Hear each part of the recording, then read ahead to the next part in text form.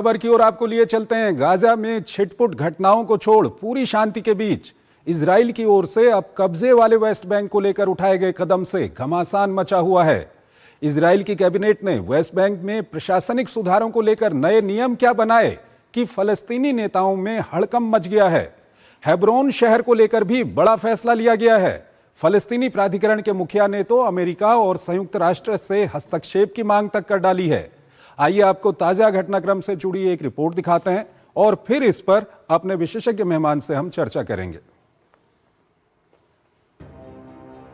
Gaza को तहस नहस करने के बाद इजराइल ने अब वेस्ट बैंक पर पूर्ण नियंत्रण की तैयारी कर ली है। सुरक्षा कैबिनेट ने वेस्ट बैंक पर इजराइल की पकड़ को मजबूत बनाने वाले नियमों को मंजूरी दे दी है। इजराइल के 2 मंत्रियों के मुताबिक सुरक्षा कैबिनेट ने जमीन रजिस्ट्रेशन और प्रॉपर्टी खरीदने की प्रक्रिया को पूरी तरह से बदल दिया है।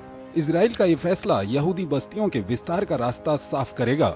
एक संयुक्त बयान में रक्षा मंत्री इजराइल कार्ड्स और वित्त मंत्री बेजलेल स्मोटिस ने कहा, ये फैसले दशकों पुरानी प्रशासनिक और कानूनी बाधाओं को हटाने और बस्तियों को बसाने में तेजी लाने के लिए किए गए हैं। इसके तहत गैर मुस्लिमों को जमीन खरीदने से रोकने वाले प्रावधान को रद्द कर दिया गया है। ये कानून उस समय का है जब वेस्ट बैंक जॉर्डन के नियंत्रण में था। नए नियम के तहत वेस्ट बैंक में जमीन के रिकॉर्ड सार्वजनिक किए जाएंगे। अब तक जमीन के रिकॉर्ड गोपनीय रखे जाते थे। योजना के अनुसार अब आम नागरिक जमीन मालिकों के बारे में जानकारी देख सकेंगे और खरीदने के लिए सीधे उनसे संपर्क कर सकेंगे। अब तक यहूदी नागरिक केवल स्थानीय कंपनियों के जरिए ही जमीन खरीद सकते थे। उन्हें व्यक्तिगत रूप से जमीन खरीदने की इजाजत नहीं थी। फलस्तीनी इलाकों में पर्यावरण और पुरातत्व के मामलों में इजरायली कानून लागू हो सकेंगे।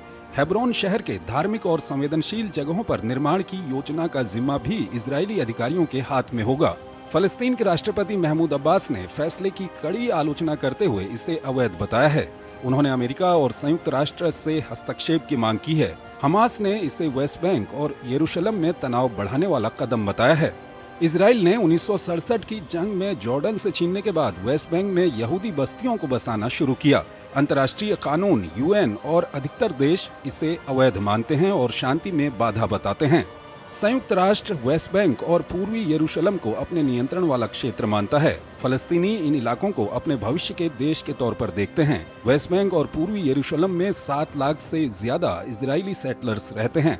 गौरतलब है कि 1995 में हुए ओस्लो समझौतों के तहत वेस्ट बैंक को 3 हिस्सों ए, बी और सी में बांटा गया था। इनमें से सी पूरी तरह इजराइल के नियंत्रण में है, जबकि एरिया ए और बी में फलस्तीनी प्रशासन की भूमिका है। जानकारों का मानना है कि ये फैसले जमीनी स्तर पर स्थिति को प्रभावित कर सकते हैं और क्षेत्र में तनाव बढ़ा सकते हैं। हालांकि इजरायली सरकार का कहना है कि ये कदम प्रशासनिक सुधार के लिए जरूरी हैं। और इस खबर पर ज्यादा बात करने के लिए हमारे साथ जुड़ रहे हैं ध्रुव सी कटोच, रिटायर्ड मेजर जनरल हैं, विदेशी मामलों के जानकार हैं। कटोच साहब, बहुत बहुत स्वागत है आपका हमारे इस कार्यक्रम में। कटोच साहब, इजराइल जो ये कदम उठाने जा रहा है ऑक्यूपाइड वेस्ट बैंक को लेकर के, क्या कुछ आपकी प्रतिक्रिया? धन्यवाद जी। देखिए, मुझे लगता है क्योंकि अभी पैलेस्टीनियों के साथ और खास करके हमास के साथ जो युद्ध है वो अभी तकरीबन समाप्त हो गया है। तो इस समय पर इजराइल क्या कर रहा है, वो पूरी तरह से वेस्ट बैंक के ऊपर अभी कंट्रोल चाहता है।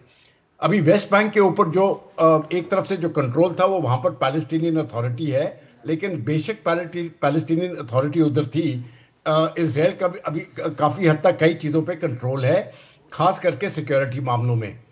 अब जाके 2 और विषय अभी कंट्रोल के आगे हैं। एक जमीन का, जिस प्रकार से आपके रिपोर्टर ने उसका जिक्र किया, और दूसरा बैंकिंग सेक्टर का। अभी जमीन का तो आपने पूरी तरह से समझा दिया है कि अभी जो इजरायली सेटलर्स हैं वो डायरेक्टली जमीन एक बार जब जमीन जो ओनरशिप है वो अभी ओपन हो चुकी है, वो अभी लोगों को पता लग जाएगा ये ओनर है, तो कोई भी इजरायली जो है वो उससे जमीन खरीद सकता है।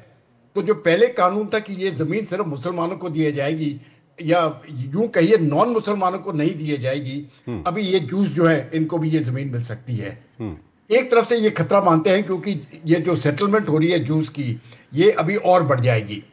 लेकिन बैंकिंग सेक्टर का रिफॉर्म मैं समझता हूं उसमें वो जो तब्दीली आ रही है। देखिए, जो वेस्ट बैंक जिस प्रकार से इंटरनेशनल डीलिंग्स करता है, तो इजरायली करेंसी में वो डीलिंग होती है और इजरायली बैंक्स के थ्रू होती है। अभी यहाँ पर जो उन्होंने जो कंट्रोल लगाया है कि जो जो इजरायली बैंक्स का जिस प्रकार से अभी कंट्रोल हो रहा है, तो जो प्रोटेक्शन मिलती थी इजरायली बैंक्स को पहले इजरायली सरकार से, वो उन्होंने हटा दी गई है। हम्म। उन्होंने अभी ये कहा है कि अगर कोई टेररिस्ट का केस होता है तो हम आपकी प्रोटेक्शन नहीं करेंगे। हम्म। अभी ये जो बैंक्स जो हैं जो इनके साथ डीलिंग कर रहे हैं, वो अभी वो डीलिंग नहीं करना चाहेंगे। हम्म। तो अगर वो डीलिंग नहीं करेंगे तो जो इनका बैलेंस ऑफ पेमेंट पोजीशन होगा, अगर जो सामान उन्होंने खरीदना है वो अभी सामान नहीं खरीद सकेंगे। और ये मैं समझता हूँ इनके लिए एक प्रॉब्लम, जो लोकल पब्लिक है पैलेस्टीन अथॉरिटी के अंदर, जो नॉन जूज हैं, हम्म। जो ए और बी इलाके में जैसे आपने जिक्र किया वहां पर आते हैं, उनके लिए अभी राशन लेना या सामान बाहर से लेना, वो अभी मुझे लगता है प्रॉब्लम सर, आ जाए। इस पूरे मामले पे अगर हम फ़लस्तीन जो अथॉरिटी है उसकी हम बात करें, जिस तरह से महमूद अब्बास का भी बयान आया है और दूसरे जो फ़लस्तीनी नेता हैं, महमूद अब्बास तो कहीं ना कहीं अमेरिका और संयुक्त राष्ट्र से हस्तक्षेप करने की मांग कर रहे हैं, तो ये मामला कितना आगे बढ़ सकता है? जो फैसले इजरायली कैबिनेट ने लिए हैं और अब जब वहाँ पर लागू हो जाएंगे तो कितना ये तनाव बढ़ सकता है वहाँ पर ऑक्यूपाइड वेस्ट बैंक में? ये मुझे लगता है तनाव तो अभी काफी बढ़ जाएगा, लेकिन ताकत इस समय पर सिर्फ इजराइल के हाथ में है और उनको अमेरिका का सपोर्ट भी है।